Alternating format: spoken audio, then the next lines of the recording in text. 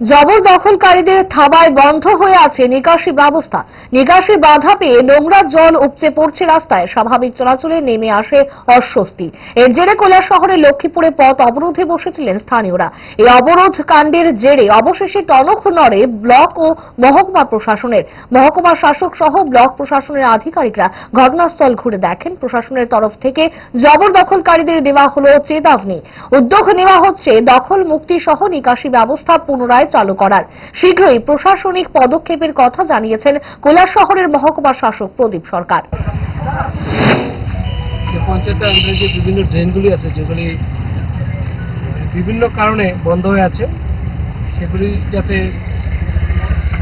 আবার ওপেন করা যায়, তার জন্য আমরা এখানে প্রধান আছেন, বিডিও সাহেব আছেন, গণ্যকারী বিডিও সাহেব, এডিশনাল বিডিও, এবং আমরা জিপি সাহেব করে নিচ্ছি।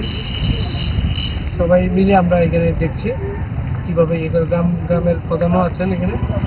আমরা এখানে হচ্ছে যে এটা সমস্যাটা, এটা আমরা সমাধান হবে।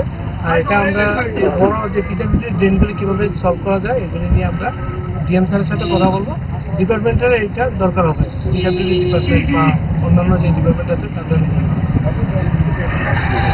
কোন রকমে নাকে মুখে গুছে সারাদিনের জন্য বেরিয়ে পড়া, অম্বলের আর দোষ কি? তাই তারা 5 দশক ধরে গ্যাস, অম্বল ও পেটের সমস্যা একমাত্র সমাধান গ্যাস নল।